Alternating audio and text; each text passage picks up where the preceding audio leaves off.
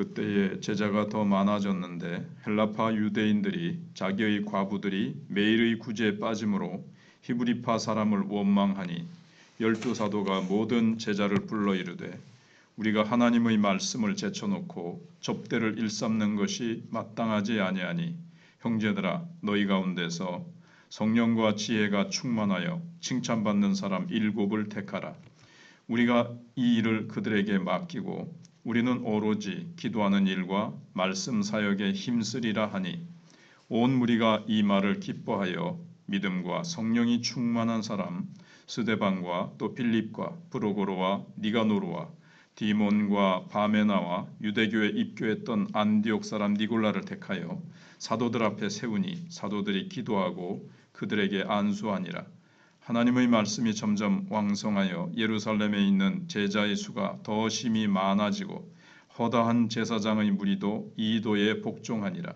스데반이 은혜와 권능이 충만하여 큰 기사와 표적을 민간에 행하니 이른바 자유민들 즉 구레네인 알렉산드리아인 길리기아와 아시아에서 온 사람들의 회당에서 어떤 자들이 일어나 스데반과 더불어 논쟁할세 스데반이 지혜와 성령으로 말함을 그들이 능히 당하지 못하여 사람들을 매수하여 말하게 하되 이 사람이 모세와 하나님을 모독하는 말을 하는 것을 우리가 들었노라 하게 하고 백성과 장로와 서기관들을 충동시켜 와서 잡아가지고 공회에 이르러 거짓 증인들을 세우니 이르되 이 사람이 이 거룩한 곳과 율법을 거슬러 말하기를 마지 아니하는도다.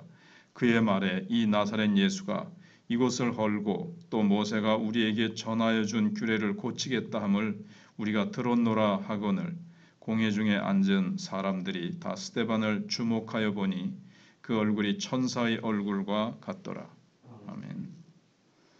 오늘 본문에는 처음에 7 일꾼을 택하는 부분이 나옵니다. 이제 구제하는 일을 교회가 하게 됐는데 여기서 헬라파 유대인과 히브리파 유대인 사이에 조금 완벽하게 하지 못해서 하나가 되는데 좀 어려움을 당하게 됩니다. 좀 위기가 온 거죠. 그래서 그렇게 은혜스럽던 초대교회에 좀 불평하고 원망하는 일이 일어났습니다. 그래서 사도들은 자기들이 이제 그때까지 일꾼이 없었기 때문에 사도들이 이제 뭐 구제하는 일, 온갖 일을 다 했거든요. 그러다가 7 일꾼을 택해서 이 문제를 구제하는 일은 그들에게 맡기고 사도들은 기도하는 일과 말씀 전하는 것에 전무하면서 교회는 갈등을 벗어나고 오히려 더 큰 부흥의 역사가 일어나게 됐습니다. 그래서 1절에 매일의 구제에 빠짐으로 매일 이제 헬라파 과부들하고 히브리파 과부들, 그러니까 교회 안에 들어온 과부들을 갖다가 이렇게 챙기는 거죠.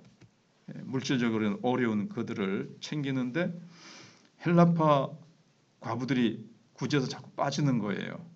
그러니까 헬라파 유대인들이 히브리파 유대인들을 원망하는 사건이 예루살렘 교회에 일어났습니다. 일부러 그런 것은 아닐 텐데 아마 헬라파 유대인들이 외국에서 살다가 들어오니까 잘 몰랐던지 아무튼 그런 일이 생겼습니다.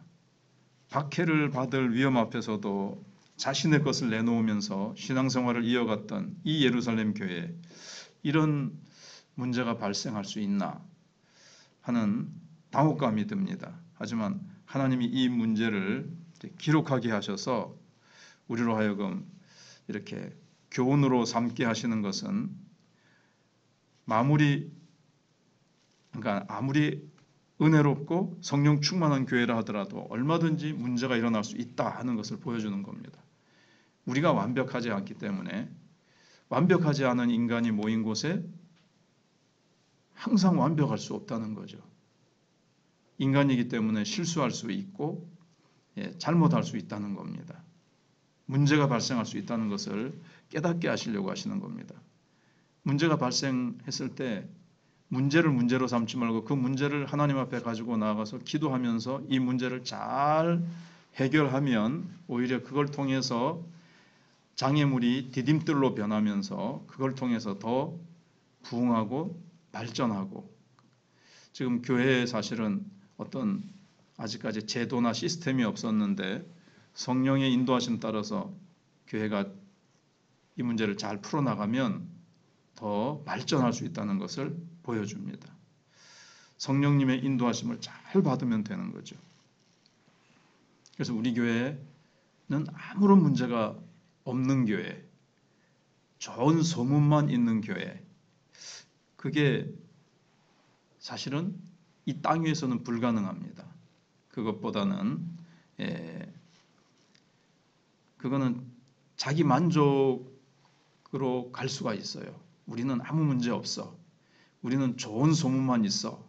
그것보다는 이런 문제 저런 문제가 생길 수 있는데 그걸 놓고 기도하고 그것을 성령의 인도하심 따라서 잘 풀어나가면 교회는 또 다른 부분으로 점점 더 확장하면서 부흥할 수 있다는 겁니다. 그 다음에 이제 그래서 이제 일꾼을 세워야 되겠다. 사도들이 그렇게 이제 생각을 해내서 성령과 지혜가 충만한 사람들을 뽑습니다. 여기 성령과 지혜가 충만하여 여러 사람에게 칭찬받는 7사람을 택해라, 이렇게 3절에 요청을 합니다. 그래서 뽑힌 7사람을 안수해서 이제 구제의 일을 맡깁니다. 이 집사라는 말은 나오지 않습니다. 그러나 이건 이제 최초의 집사라고 이제 하는 거죠. 그래서 원래 집사는 구제하는 일을 원래 이제 도맡아서 했습니다. 그러니까 이건 재정까지 포함하는 거죠. 구제를 하려면은 이 재정을 관리해야 되잖아요. 그래서 재정을 관리하면서 구제하는 일, 이게 이제 7 일꾼이 처음에 뽑혀서 하는 것이었습니다. 근데 여기 보면 7사람이 다 헬라식 이름을 가진 것을 보면 헬라파 과부들이 빠지니까 이게 잘못하면 또 히브리 사람들만 뽑으면 팔이 안으로 굽는다고 또 그렇게 될 수 있기 때문에 헬라파 유대인들을 싹 뽑습니다. 그런 것들을 볼 때 참 공정하게 하려고 애를 쓰는 그런 모습들을 볼 수가 있습니다. 히브리파 유대인들이 훨씬 많습니다. 숫자가 비교할 수 없이 많은데도 헬라파 유대인들을 믿고 그들에게 일을 맡긴다는 거죠. 원래 인간적인 집단에서는 그렇지 않습니다. 그런데 성령의 인도하시는 공동체이기 때문에 다 이렇게 믿고 맡길 수가 있는 거죠. 특별히 기준은 성령과 지혜가 충만한 사람이었습니다. 요셉도 이렇게 하나님의 신에 감동된 사람을 어떻게 우리가 만나겠느냐. 바로가 요셉을 만나서 그렇게 말한 것과 같이 어떤 하나님의 일을 할 때 중요한 첫 번째 조건이 성령의 충만함입니다. 그래서 예루살렘 교회는 이런 파도가 한번 밀려왔지만 이걸 또 넘어서 복음 확장을 위한 도구로 쓰임받게 됩니다. 그래서 헬라파냐 히브리파냐 이게 편가르기에 매몰되지 않았습니다. 편가르기, 이게 이제 사단이 쓰는 전법이죠. 원수 맺는 것, 당 짓는 것, 이게 이제 육신의 열매죠. 성경 곳곳에 갈라디아서 5장에도 보면 육신의 열매 이런 데 나옵니다. 자꾸 나누고 쪼개고 원수 맺게 하고, 그래서 우리 교회도 가만 보면 조금씩 어떤 한 사람이 또 한 사람의 하는 행동이나 뭐 때문에 막 원망하고 저한테 와가지고 막 원망하고 불평하고 그런 것들을 듣습니다. 교회 갈등을 해결하기 위해서 이 소위 이 당짓는 것, 팔을 나누는 진영 논리에 매몰되지 않고 성령과 지혜가 충만한 사람을 찾는 것에서 시작해서 문제를 잘 해결했습니다. 우리도 갈등을 해결할 때 어떤 사람을 찾아서 해결해야 되는가 하면 성령 충만한 사람, 지혜가 충만한 사람, 다른 사람에게 칭찬받는 믿음이 충만한 사람, 이렇게 영적인 사람을 세워야 되는 거죠. 인간적인 공부 많이 한 사람, 똑똑한 사람, 경험 많은 사람, 뭐 세상에서 유지인 사람, 알아주는 사람, 이런 사람이 아니라 성령과 지혜가 충만한 사람, 믿음이 충만한 사람, 성령님께 굴복하고 성령님께 순종하는 사람. 내 힘으로는 할 수 없으니 성령님 오셔서 나를 사로잡아 주시고 성령님이 능력 주셔야 됩니다라는, 그때 이제 그런 사람이 성령 충만하게 되지 않습니까? 우리 교회도 그런 사람이 일할 수 있도록 그렇게 기준을 세워야 되겠습니다. 그 다음에 이제 스데반에 대한 얘기가 나옵니다. 8절로 15절에 일곱 일꾼 중 한 명이었던 스데반이 이제 자유민들의 회당이 있습니다. 근데 이제 거기서 어떤 이들과 이제 논쟁을 하게 됐습니다. 그래서 스데반이 성경을 너무 쫙 꿰고 있고 이제 구약 시대 때의 이 그림자인 성전, 실체이신 예수님이 오셨기 때문에 그림자인 성전은 이제 필요 없게 됐다. 이 말을 갖다가 근데 이제 구약을 딱 붙잡고 있고 아직 예수를 영접하지 않고 예수님을 모르고 회당에 다니는 사람들하고 이제 붙은 거죠. 근데 이제 뭐 예수님이 성전을 헐라 그랬다. 성전을 모독했다. 이제 모세의 율법은 예수 그리스도를 가르치는 그림자다. 이렇게 가르쳤을 겁니다. 근데 예수님이 오셔서 그 구약의 율법이 가리키고 있는 예수 그리스도께서 이 율법을 다 완성하셨다. 그래서 이제 우리는 성령을 쫓아서 살아가야 되고 이런 제사법 뭐 이런 것들은 이제 지킬 필요가 없게 되었다. 그렇게 이제 가르쳤을 겁니다.